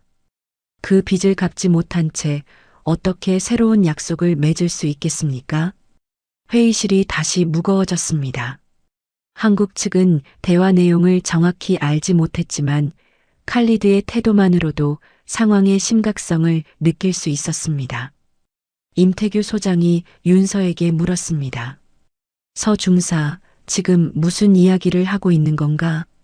윤서는 잠시 망설였습니다. 그리고 조용히 대답했습니다. 칼리드 장성님께서 30년 전 자신을 구해준 한국군 통역병의 이름을 찾고 계십니다. 그 이름이 확인되지 않으면 협약을 진행할 수 없다고 하십니다. 임태규 소장의 얼굴이 굳었습니다. 참모들도 당황한 기색이 역력했습니다. 한 참모가 조용히 물었습니다. 30년 전이면 중동 내전 시기 아닙니까? 윤서는 고개를 끄덕였습니다. 임태규 소장은 잠시 생각에 잠겼습니다. 그리고 불쑥 입을 열었습니다. 쓸데없는 과거입니다. 목소리에 날이 서 있었습니다. 임태규 소장은 칼리드 장성을 똑바로 바라보며 말을 이었습니다. 국가 간 협약에 감정을 섞지 마십시오. 물론 칼리드는 그 말을 알아듣지 못했습니다. 하지만 임태규 소장의 차갑고 단호한 어조만으로도 의중을 짐작할 수 있었습니다. 칼리드의 표정이 더욱 굳어졌습니다. 회의실 분위기가 최악으로 치달았습니다. 윤서는 임태규 소장을 똑바로 봤습니다. 서류 더미 사이로 보이는 그 얼굴을, 그 차가운 눈빛을 오랫동안 응시했습니다. 윤서의 머릿속에는 아버지가 남긴 낡은 노트가 떠올랐습니다. 밤마다 읽고 또 읽었던 그 기록들, 조작되기 전 원본 문서들, 그리고 그 문서 곳곳에서 반복적으로 당장하던 한 이름. 임태규. 윤서의 손이 미세하게 떨렸습니다. 윤서의 아버지 서강호 하사는 전사자 명단에도 실종자 명단에도 없었습니다. 공식 기록 어디에도 서강호라는 이름은 남아있지 않았죠. 30년 전 중동 내전 지역에서 민간인 구호 작전에 참여했던 통역병 서강호는 어느 날 갑자기 군 기록에서 사라져버렸습니다. 전사했다는 통지도 실종됐다는 보고도 없었습니다. 단지 그는 기록 삭제 대상자가 됐을 뿐이었습니다. 당시 작전은 혼란스러웠습니다. 민간인들을 안전지대로 이송하던 중 갑작스러운 교전이 벌어졌고 철수 명령이 내려졌습니다. 하지만 그 명령은 잘못됐습니다. 아직 민간인들이 완전히 대피하지 못한 상황에서 내려진 철수 명령이었죠. 누군가는 그 잘못을 책임져야 했습니다. 그리고 그 책임은 가장 약한 고리에게 떠넘겨졌습니다. 회의실의 긴장은 여전했습니다. 칼리드 장성은 침묵한 채 윤서를 바라보고 있었고 임태규 소장은 불편한 표정으로 참모들과 무언가를 의논하고 있었습니다. 윤서는 조용히 자리에 앉아 있었지만 머릿속은 복잡했습니다. 수많은 생각들이 소용돌이쳤습니다. 사실 윤서는 오래전부터 중동 방언을 완벽하게 구사할 수 있었습니다.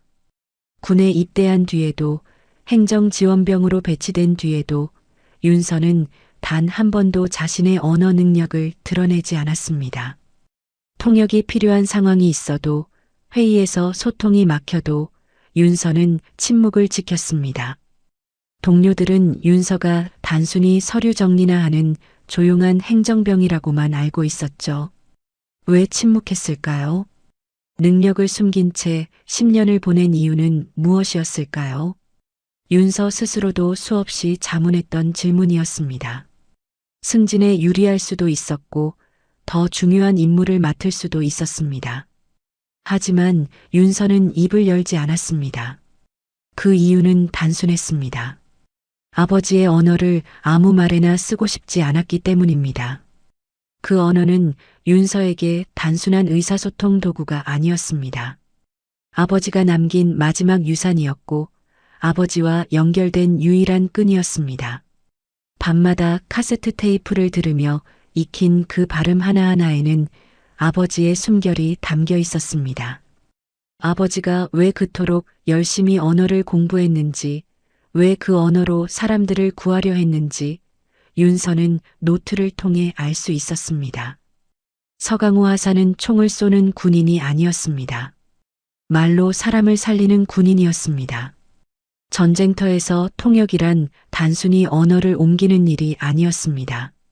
잘못된 한마디가 오해를 낳고 오해가 총격을 불렀습니다. 반대로 정확한 한마디는 긴장을 풀고 목숨을 살렸습니다. 서강호는 그것을 알고 있었습니다. 노트에는 아버지가 구한 사람들의 기록이 있었습니다. 이름도 모르는 민간인들, 겁에 질린 아이들, 부상당한 노인들. 서강호는 그들과 대화하며 안전한 길을 안내했고 오해를 풀어주었고 공포를 진정시켰습니다. 총 한 발 쏘지 않고도 수십 명의 목숨을 구했습니다. 윤서는 그 기록을 읽을 때마다 가슴이 벅찼습니다. 그 언어는 총보다 많은 사람을 살렸습니다. 윤서는 그 언어를 함부로 쓰고 싶지 않았습니다. 일상적인 업무 보고나 단순한 행정 통역 같은 곳에 쓰고 싶지 않았습니다. 아버지가 그토록 소중히 여긴 언어를, 아버지가 목숨을 걸고 지킨 언어를 가벼운 곳에 소비하고 싶지 않았던 것입니다. 윤서는 다짐했습니다. 이 언어는 정말 필요한 순간에만 사용하겠다고 말이죠. 그래서 윤서는 밤마다 노트를 읽었습니다. 형광등 아래 앉아 빽빽한 글씨를 따라가며 아버지의 흔적을 더듬었습니다. 눈이 아플 때면 조용히 온열 눈안대를 쓰고 잠시 눈을 감았습니다. 따뜻한 온기가 피로를 풀어주면 다시 노트를 펼쳤습니다. 그렇게 수천 번, 수만 번 반복했습니다. 단어를 외우고 문장을 분석하고 억양을 연습했습니다. 동료들은 윤서가 왜 밤늦게까지 불을 켜놓는지 궁금해했습니다. 하지만 아무도 묻지 않았고 윤서도 설명하지 않았습니다. 그저 조용히 자신의 시간을 보냈을 뿐입니다. 10년이라는 시간 동안 윤서는 단 한 번도 그 언어를 밖으로 꺼내지 않았습니다. 입 밖으로 소리내어 말해본 적도 거의 없었습니다. 다만 혼자 있을 때 아버지의 테이프를 들으며 작은 목소리로 따라할 뿐이었습니다. 사람들은 윤서를 과묵한 사람이라고 생각했습니다. 말수가 적고 표현이 서툰 사람이라고 여겼죠. 하지만 그게 아니었습니다. 윤서는 말을 아낀 것이었습니다. 정확히는 특정한 말을 아낀 것이었습니다. 언젠가 정말 필요한 순간이 올 거라고 믿었습니다. 그 순간을 위해 이 언어를 아껴두고 싶었습니다. 그리고 오늘 그 순간이 왔습니다. 30년 전 아버지에게 구조된 사람이 눈앞에 있었고 그는 아버지의 이름을 찾고 있었습니다. 아버지를 기억하는 단 한 사람이 여기 있었습니다. 이보다 더 필요한 순간이 있을까요? 윤서는 확신했습니다. 지금이 바로 그 순간이라고 말입니다. 칼리드 장성이 다시 입을 열었습니다. 윤서를 바라보며 조용히 물었습니다. 당신은 지금까지 왜 침묵했습니까? 그 능력이 있으면서 왜 숨겨왔습니까? 윤서는 잠시 생각했습니다. 그리고 천천히 또박또박 대답했습니다. 아버지의 언어를 아무 말에나 쓰고 싶지 않았습니다. 칼리드는 고개를 끄덕였습니다. 깊은 이해가 담긴 눈빛이었습니다. 칼리드도 알고 있었습니다. 전쟁터에서 말의 무게를, 언어의 힘을 말이죠. 윤서는 말을 이었습니다. 정말 필요한 순간에만 쓰기로 했습니다. 그리고 오늘이 바로 그 순간입니다. 칼리드 장성과 윤서의 대화가 이어지는 동안 한국 측은 여전히 상황을 정확히 파악하지 못하고 있었습니다. 임태규 소장은 조바심이 난 표정으로 참모에게 계속 뭔가를 지시했지만 통역관이 없는 상황에서 할 수 있는 일은 많지 않았습니다. 시간이 흐를수록 분위기는 더욱 불안해졌습니다. 그때 회의실 문이 열렸습니다. 헌병 한 명이 급히 들어와 임태규 소장에게 무언가를 보고했습니다. 소장의 얼굴이 굳었습니다. 참모들도 긴장한 표정으로 서로 눈빛을 교환했습니다. 윤서는 그 모습을 주시했습니다. 뭔가 중요한 소식이 들어온 것 같았습니다. 임태규 소장이 자리에서 일어났습니다. 그리고 중동 대표단을 향해 정중히 고개를 숙이며 말했습니다. 잠시 자리를 비우겠습니다. 긴급한 보고가 들어왔습니다. 물론 칼리드 장성은 그 말을 이해하지 못했습니다. 윤서가 조용히 통역했습니다. 칼리드는 무표정하게 고개를 끄덕였습니다. 임태규 소장은 참모 몇 명을 대동하고 회의실을 나갔습니다. 남은 인원들 사이에는 어색한 침묵이 흘렀습니다. 10여 분 후 임태규 소장이 돌아왔습니다. 표정이 전보다 더 굳어 있었습니다. 무언가 심각한 일이 벌어진 것이 분명했죠. 소장은 자리에 앉으며 참모에게 조용히 무언가를 지시했습니다. 참모는 고개를 끄덕이고 노트북을 꺼내 자료를 검색하기 시작했습니다. 칼리드 장성이 윤서에게 물었습니다. 무슨 일입니까? 윤서도 정확히는 모르는 상황이었습니다. 다만 분위기로 미루어 보아 통역관 박도현과 관련된 소식일 거라고 짐작할 뿐이었습니다. 윤서는 솔직하게 대답했습니다. 아직 확실하지 않습니다. 하지만 곧 알게 될 것 같습니다. 바로 그때 윤서의 머릿속에 한 가지 생각이 스쳤습니다. 박도현. 그 이름이 낯설지 않았습니다. 어디선가 본 적이 있는 이름이었죠. 윤서는 기억을 더듬었습니다. 아버지의 노트, 그 마지막 몇 장에 적혀 있던 이름들 중 하나가 아니었던가요? 윤서는 가방 속에서 작은 수첩을 꺼냈습니다. 늘 가지고 다니는 수첩이었습니다. 아버지 노트의 핵심 내용을 옮겨 적어둔 것이었죠. 윤서는 조용히 페이지를 넘겼습니다. 마지막 장 근처 30년 전 작전 기록 정리 담당자 명단이 있었습니다. 그리고 그곳에 박도현이라는 이름이 있었습니다. 윤서의 심장이 빠르게 뛰기 시작했습니다. 박도현은 단순한 통역관이 아니었습니다. 30년 전 전쟁 기록을 정리했던 실무자였습니다.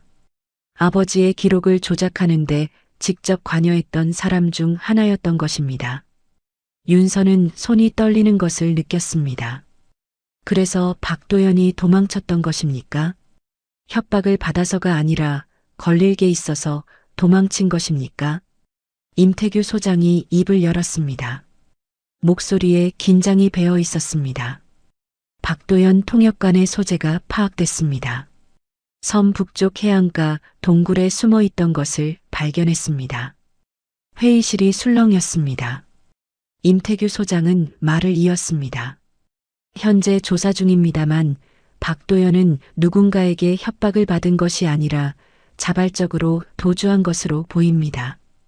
윤서가 조용히 통역했습니다. 칼리드 장성의 눈빛이 날카로워졌습니다. 칼리드가 물었습니다. 왜 도망쳤습니까? 임태규 소장은 대답하지 않았습니다. 아니, 대답할 수 없었습니다. 통역이 없었으니까요. 하지만 윤서는 이미 답을 알고 있었습니다. 박도현은 과거가 드러날까 두려워 도망친 것입니다. 30년 전 자신이 저질렀던 일이 밝혀질까봐 겁을 먹은 것입니다. 윤서는 천천히 자리에서 일어났습니다. 그리고 가방에서 아버지의 노트를 꺼냈습니다. 낡고 해진 표지, 누렇게 변색된 종이, 빽빽하게 적힌 글씨. 윤서는 그 노트를 10년 넘게 간직해왔습니다. 마지막 장을 펼쳤습니다. 거기에는 조작되기 전 원본 기록이 있었습니다. 서강호 하사가 직접 작성한 작전 보고서의 사본이었습니다. 보고서에는 명확하게 적혀 있었습니다.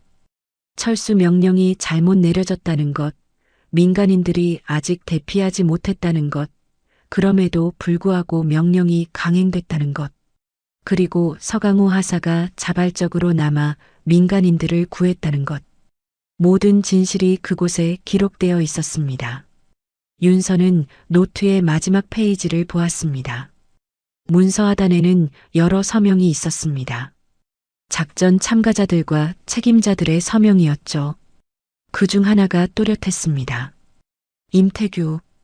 당시 대위 계급장을 달고 있던 임태규의 서명이 거기 있었습니다. 작전 책임자로서 보고서를 검토했다는 표시였습니다. 윤서는 노트를 들어 올렸습니다. 그리고 조용히 말했습니다. 소장님, 이 기록을 보시겠습니까? 회의실이 조용해졌습니다. 임태규 소장의 얼굴이 창백해졌습니다. 소장은 윤서가 무엇을 들고 있는지 알아본 것 같았습니다. 참모들도 긴장한 표정으로 상황을 지켜봤습니다. 칼리드 장성은 무슨 일이 벌어지고 있는지 정확히 모르면서도 분위기만으로 중대한 순간임을 감지했습니다. 회의실은 아수라장이 되기 직전이었습니다. 윤서가 노트를 내밀자 임태규 소장은 뒤로 물러섰습니다. 참모들이 당황한 표정으로 소장을 바라봤지만 임태규는 아무 말도 하지 않았습니다. 그저 굳은 표정으로 윤서를 노려볼 뿐이었습니다. 윤서는 노트를 회의 테이블 위에 조심스럽게 올려놓았습니다. 낡은 표지가 형광등 불빛 아래 드러났습니다. 칼리드 장성이 윤서에게 물었습니다. 그것이 무엇입니까? 윤서는 침착하게 대답했습니다. 제 아버지 서강호 하사가 남긴 기록입니다. 30년 전 중동 내전 당시 작전 보고서의 원본입니다. 칼리드의 눈빛이 변했습니다. 서강호. 그 이름을 30년 만에 처음 듣는 순간이었습니다. 칼리드는 천천히 자리에서 일어나 윤서에게 다가왔습니다. 그리고 노트를 내려다봤습니다. 한국어로 빽빽하게 적힌 글씨들을 읽을 수는 없었지만 그 무게만큼은 느낄 수 있었습니다. 서강호. 칼리드가 그 이름을 천천히 발음했습니다. 서툰 한국어 발음이었지만 그 안에는 깊은 존경이 담겨 있었습니다. 칼리드는 윤서를 바라보며 말했습니다. 30년 동안 찾던 이름입니다. 그분이 당신의 아버지였군요. 윤서는 고개를 끄덕였습니다. 목이 메어 말이 나오지 않았습니다. 칼리드는 노트의 마지막 장을 펼쳤습니다. 서명란을 보았습니다. 여러 이름들 중 임태규라는 이름이 눈에 들어왔습니다. 칼리드는 그 이름을 손가락으로 가리키며 윤서에게 물었습니다. 이 사람이 누구입니까? 윤서는 임태규 소장을 똑바로 바라보며 대답했습니다. 저분입니다. 당시 작전 책임자였습니다. 회의실이 순식간에 술렁거렸습니다. 중동 측 참모들이 긴장한 표정으로 서로 속삭였고 한국 측 인원들은 당황한 기색이 역력했습니다. 임태규 소장은 여전히 침묵했습니다. 변명도 해명도 하지 않았습니다. 다만 차갑게 윤서를 노려볼 뿐이었습니다. 칼리드 장성이 낮은 목소리로 물었습니다. 무슨 일이 있었습니까? 왜 서강호 하사는 기록에서 사라졌습니까? 윤서는 깊게 숨을 들이쉬었습니다. 그리고 천천히 또박또박 설명했습니다. 30년 전 그날의 진실을 말이죠. 잘못된 철수 명령, 홀로 남은 아버지, 구조된 민간인들, 그리고 조작된 기록. 모든 진실을 아랍어로 전했습니다. 칼리드는 말없이 듣고 있었습니다. 눈가가 붉어졌습니다. 윤서의 설명이 끝나자 칼리드는 한참 동안 침묵했습니다. 그리고 천천히 고개를 들어 임태규 소장을 바라봤습니다. 칼리드의 눈빛은 더 이상 외교관의 그것이 아니었습니다. 전쟁터에서 수많은 죽음을 목격한 노병의 눈빛이었습니다. 차갑고 날카로웠습니다. 칼리드가 입을 열었습니다. 이번에는 한국 측도 알아들을 수 있도록 천천히 명확하게 영어로 말했습니다. 나는 이제 이해했습니다. 왜 협약이 필요한지, 무엇이 먼저 해결돼야 하는지 말입니다. 칼리드는 윤서에게 고개를 돌렸습니다. 모든 진실이 드러난 지금 나는 협약 조건을 제시하겠습니다. 회의실이 조용해졌습니다. 모두가 칼리드의 다음 말을 기다렸습니다. 칼리드는 단호한 목소리로 말했습니다. 조건은 단 하나입니다. 서강호 하사의 딸 서윤서 중사를 이번 연합통역 책임자로 임명하십시오. 회의실이 다시 술렁거렸습니다. 한국 측 참모들은 놀람표로 서로를 바라봤습니다. 단순한 행정지원병을 연합통역 책임자로 임명하라니 전례가 없는 일이었습니다. 하지만 칼리드의 태도는 확고했습니다. 칼리드는 말을 이었습니다. 서강호 하사는 총 한 발 쏘지 않고 전쟁을 끝냈습니다. 말로 사람을 살렸고 아이들을 구했습니다. 그분의 딸은 오늘 다시 전쟁을 막았습니다. 잘못된 과거가 새로운 분쟁을 낳는 것을 막았습니다. 칼리드는 윤서를 바라보며 고개를 숙였습니다. 깊은 존경의 표시였습니다. 나는 30년 전 서강호 하사에게 목숨을 바쳤습니다. 이제 그 빚을 갚을 때입니다. 서윤서 중사가 이 협약의 중심이 되어야 합니다. 그것이 우리가 진정한 협력을 시작하는 방법입니다. 임태규 소장이 입을 열려고 했지만 바로 그때 회의실 문이 열렸습니다. 헌병 2명이 들어왔습니다. 그들 뒤로 상급 지휘관이 따라 들어왔습니다. 계급장을 보니 중장이었습니다. 회의실 분위기가 급격히 바뀌었습니다. 중장이 엄숙한 표정으로 입을 열었습니다. 임태규 소장, 박도연 통역관의 진술이 확보됐습니다. 30년 전 작전 기록 조작건에 대한 조사가 시작됩니다. 지금 즉시 동행해 주시기 바랍니다. 임태규 소장의 얼굴이 창백해졌습니다. 헌병들이 다가왔고 소장은 저항하지 않았습니다. 그저 마지막으로 윤서를 한번 쳐다봤을 뿐입니다. 그 눈빛에는 분노도 후회도 없었습니다. 다만 차가운 체념만이 있었습니다. 헌병들이 임태규 소장을 데리고 나갔습니다. 회의실에는 무거운 침묵이 흘렀습니다. 중장이 칼리드 장성에게 정중히 고개를 숙이며 사과했습니다. 그리고 윤서를 바라봤습니다. 서윤서 중사, 수고했습니다. 윤서는 차렷 자세로 경례했습니다. 손이 떨렸지만 정확하게 경례를 마쳤습니다. 칼리드 장성이 윤서에게 다가와 손을 내밀었습니다. 윤서는 그 손을 잡았습니다. 칼리드의 손은 따뜻했습니다. 임태규 소장이 연행된 후 회의는 공식적으로 중단됐습니다. 하지만 이상하게도 분위기는 무겁지 않았습니다. 오히려 오랫동안 쌓여있던 응어리가 풀린 듯한 느낌이었습니다. 칼리드 장성은 윤서와 오랫동안 대화를 나눴습니다. 30년 전 그날의 이야기를 나눴습니다. 서강호 하사가 어떻게 민간인들을 구했는지, 아이들에게 어떤 말을 건넸는지, 마지막 순간까지 어떻게 침착함을 잃지 않았는지를 말이죠. 다음 날 사건은 공식적으로 발표됐습니다. 박도연은 섬을 빠져나가려다 검거됐고 국제공조를 통해 정식으로 조사를 받게 됐습니다. 30년 전 기록 조작에 직접 가담했다는 증거가 속속 드러났습니다.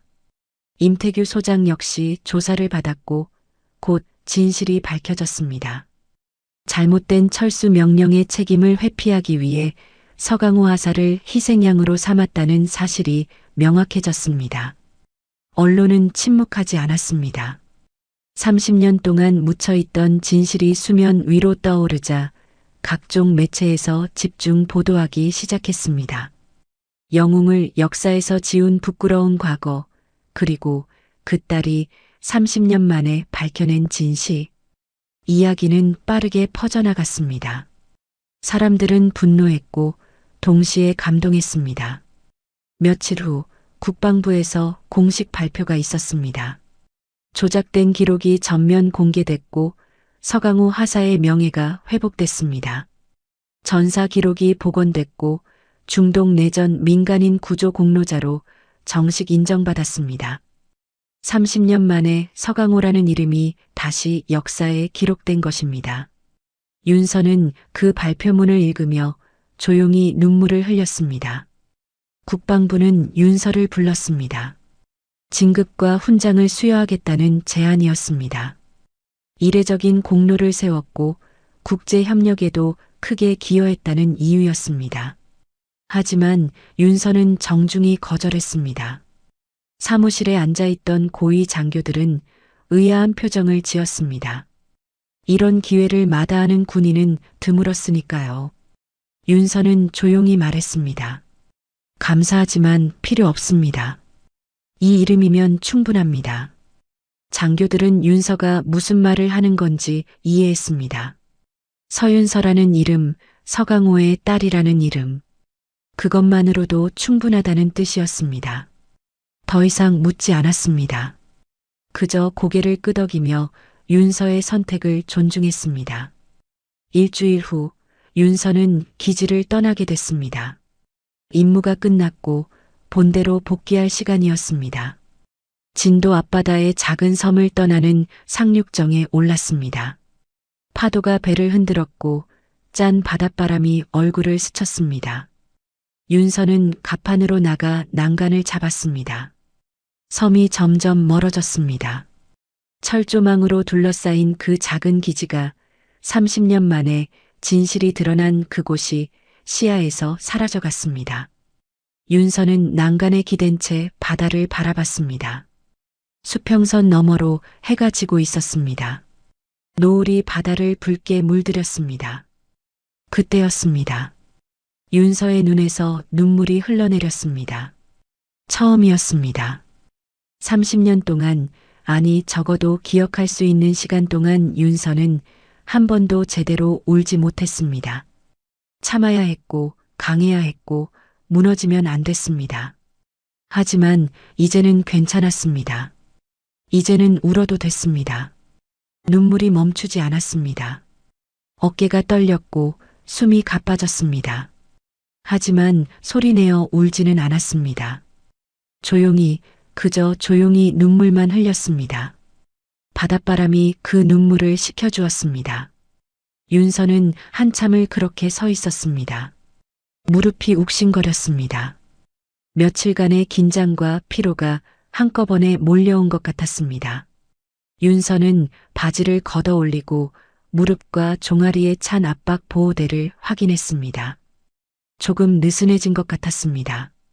윤서는 보호대를 풀었다가 다시 조였습니다. 적당한 압력으로 다시 조이자 무릎이 조금 나아지는 것 같았습니다. 윤서는 다시 바다를 바라봤습니다. 노을이 더 붉어졌습니다. 윤서는 작은 목소리로 중얼거렸습니다. 아버지, 이제 괜찮아요. 이제 다 괜찮아요. 바람이 그 말을 실어 날랐습니다. 어디론가 아득히 먼 곳으로 말이죠. 윤서는 가방에서 아버지의 노트를 꺼냈습니다. 마지막으로 한번 펼쳐봤습니다. 빽빽한 글씨들, 아버지의 흔적들. 이제는 이 노트가 필요 없었습니다. 진실은 이미 세상에 드러났으니까요. 하지만 윤서는 노트를 버리지 않았습니다. 조심스럽게 다시 가방에 넣었습니다. 이건 단순한 증거가 아니었습니다. 아버지와의 연결고리였고 30년을 함께한 동반자였습니다. 평생 간직할 것입니다. 아버지처럼 윤서도 누군가를 기록할 것입니다. 말로 사람을 살리고 그 기록을 남길 것입니다. 상륙정이 육지에 가까워졌습니다. 부두가 보이기 시작했습니다. 새로운 시작이었습니다. 윤서는 마지막으로 한번 바다를 돌아봤습니다. 그리고 작게 미소 지었습니다. 전쟁은 총으로 끝나지 않았습니다. 한 아버지가 남긴 언어와 그것을 지켜낸 딸로 끝났습니다. 서강호는 총 대신 말을 택했고 그 말은 30년을 건너 다시 사람들을 살렸습니다. 윤서는 그것을 증명했습니다. 말의 힘을, 언어의 무게를, 그리고 진실의 가치를 말이죠. 배가 부두에 닿았습니다. 윤서는 가방을 메고 천천히 배에서 내렸습니다. 육지의 단단한 땅을 밟는 순간 윤서는 다시 한번 깊게 숨을 들이쉬었습니다. 그리고 걸어갔습니다. 앞으로, 계속 앞으로 말이죠. 달빛 인생사연은 감동 오디오북으로 인생사연과 공감 이야기를 전해드립니다. 구독과 좋아요로 더 많은 인생사연과 공감 이야기를 만나보세요. 지금 듣고 계신 장소를 댓글로 남겨주시면 제가 반갑게 인사드리겠습니다. 오늘도 함께 해주셔서 감사합니다.